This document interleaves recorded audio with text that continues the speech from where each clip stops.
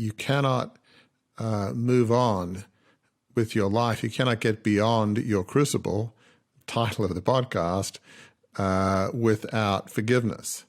And so sometimes blame is something like, I don't know, it's something that we want to hold and cling on to. We don't want to give them the satisfaction of, of forgiving them. If it's something that we've done ourselves, we don't feel that we're worth forgiving. And so really why we're talking about this is, if you don't forgive, if you don't try to stop blaming somebody, whether it's you, others, God, the universe, you can't move on. If you can't move on, you're in what we call a prison, in a sense of your own making, in this prison of bitterness and rage and anger. And that's not a good way to live. I mean, there's no way, if you're in the prison of resentment, that you can live a life of joy and fulfillment. It's just not possible. So we want to help people. We're dealers in hope. We want to give people hope here. And there's not a whole lot of hope when you're in the prison of blame and bitterness and anger. That's absolutely true. And it's not, let's at the outset set the expectation here.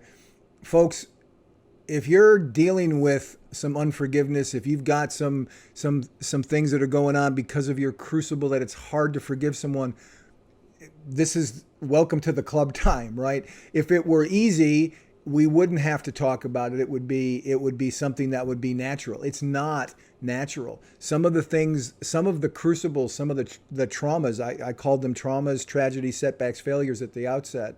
That's how I always introduce the show.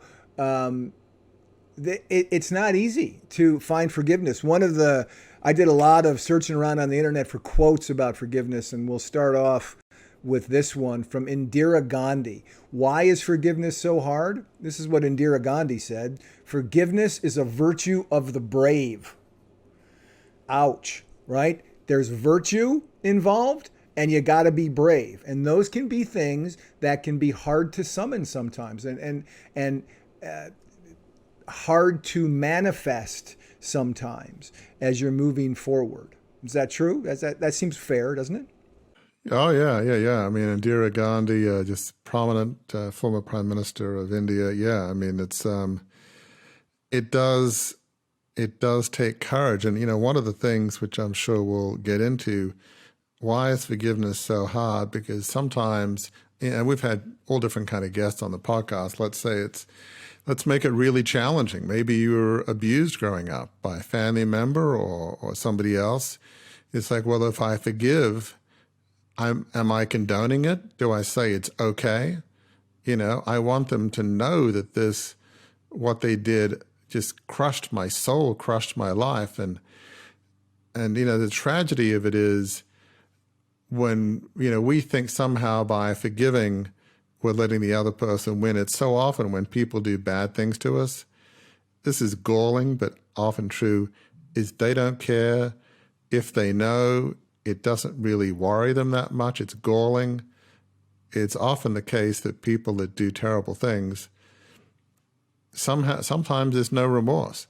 And so we feel like, well, we have to hold on to this because we don't want to say it's okay. And that's where, and we've talked about this with multiple guests who've been through horrific experiences, and they've pretty much all agreed that there is a fundamental difference between forgiving and condoning. And that's something, it's actually one of the points that we'll get into. Right. But, you've got to, that's why Indira Gandhi's right, that it's, forgiveness is for the brave, because you've got to be willing to say, okay, what happened was not right, but I'm going to forgive because I have to do it for my own sanity. And it's, it doesn't, as we'll get into, it doesn't happen overnight. It requires, a bit like exercise, it requires a lot of work. And you often have to keep coming back to the well. But it's not easy. And sadly, so many of us choose not to go there. We just, I'm not going to forgive because I want to remember how much they hurt me, how bad that was, and I never, ever want to forget. And for some reason, they think by not forgetting, that's a good way of handling it. It's just fundamentally, you damage yourself. But it's somehow people say, no, I'm not going to forgive because what they did was wrong. And they can't get past that concept. Right. And the ramifications of that affect both the individual who feels that way, and it can affect a wider swath of people. And one of the things we're going to move, as you've hinted at a couple times, Warwick, we're going to move into the details, the steps of overcoming that bitterness and that anger and embracing forgiveness that you've written in a blog that should be on crucibleleadership.com by the time you hear this, listener. If it's not, it will be there shortly. But I wanted to sort of paint a picture of what forgiveness looks like in action and what hanging on to anger and bitterness looks like in action. And it's not my picture. This is a picture by a man named Dr. Ketz DeVries, who, in advocating for a forgiveness culture, cited the contrast between the results of Nelson Mandela in South Africa, who was well known as he was imprisoned under the apartheid system. He was imprisoned for a very long time, finally freed, and then became the leader of South Africa. And contrasting him with Robert Mugabe of Zimbabwe, who handled things differently than Mandela did. I'm going to read a couple of paragraphs from what Ketz DeVries wrote to paint a picture of what it looks like to live in what he called a forgiveness culture and what it looks like to not, to get us started on this conversation. This is what DeVries wrote. When you fly over Zimbabwe, you see a wasteland. That's Robert Mugabe's country. When you fly over South Africa, you see something very different. Two leaders with very different attitudes toward forgiveness.